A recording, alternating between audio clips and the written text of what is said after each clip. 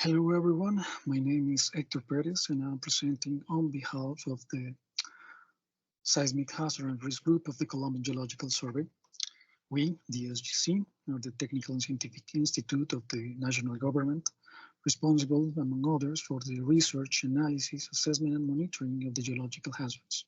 This presentation, though, will focus on the activities of the Seismic Hazard and Risk Group. The presentation is divided in four main topics: the seismic hazard model of Colombia, seismic microzonation studies for cities, seismic risk assessment for cities, and the seismic risk model of Colombia. To start off, the seismic hazard model of Colombia was the result of a collaborative project between the SGC and the Global Earthquake Model Foundation. The model was released in 2018 and it features two source models, 4 tectonic regimes, and 3 ground motion models per regime. Both aleatory and epistemic uncertainties are considered. The documentation, map viewers, and the input files of the model are available at the URL shown in the slide. There has been an ongoing effort geared towards the improvement and update of the hazard model. Part of these are the historical seismicity studies.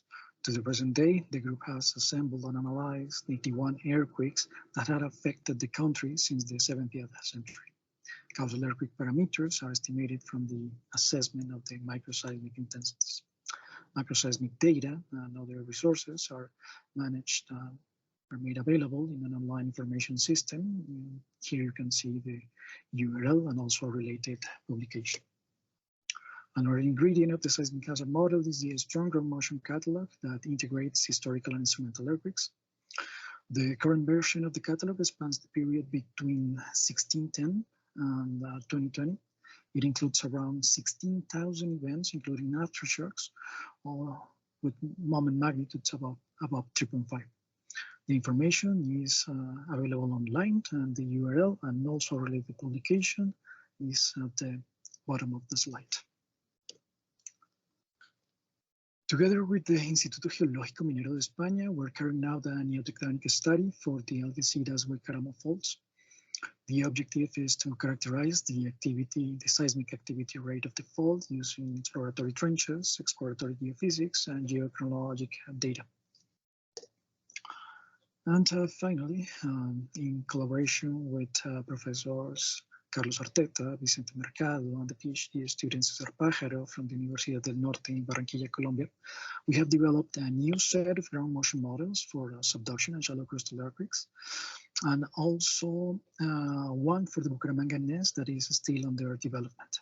We have also developed a soil amplification model for Colombia, and ground motion models using iris intensity and PGB in order to assess hazards triggered by earthquakes such as landslides. The ground motion models have been implemented in the OpenQuake engine, and here on the right you can see an early comparison of uniform hazard spectra for the current, the proposed ground motion models. Next on, regarding seismic microzonation studies, let me first point out that in our law, it is mandated that cities with over 100,000 inhabitants located in high and intermediate hazard zones are required to carry out seismic microzonation studies. The SGC, through cooperation agreements with the municipalities, have performed these studies for 5 capital cities, and we are currently working with Tunja and Bogota.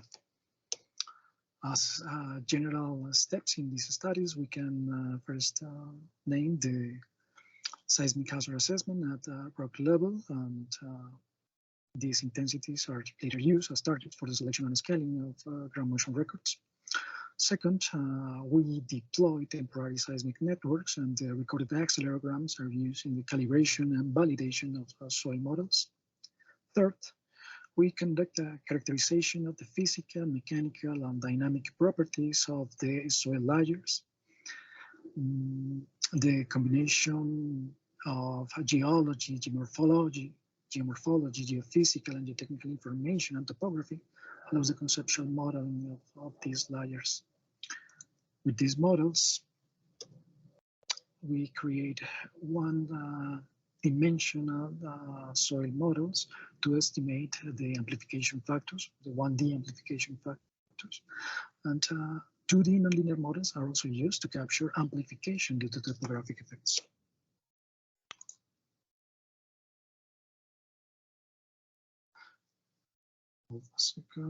The results of this study are a seismic zonation map for the city, design spectrum for each response zone, and these results are later included in a municipal decree that supersedes the building code spectra for seismic design in that city. Third, seismic risk assessment at the local level. We carry seismic risk studies for the same cities involved in the microzonation studies. In this case, we adopt a catastrophe risk method in which, starting from an earthquake scenario, seismic intensities at rock level are estimated using our hazard model. These intensities are propagated to surface using a soil model from the microzonation study. And then we create exposure and vulnerability models to be used in the estimation of consequences or likely consequences in the city prior of this earthquake.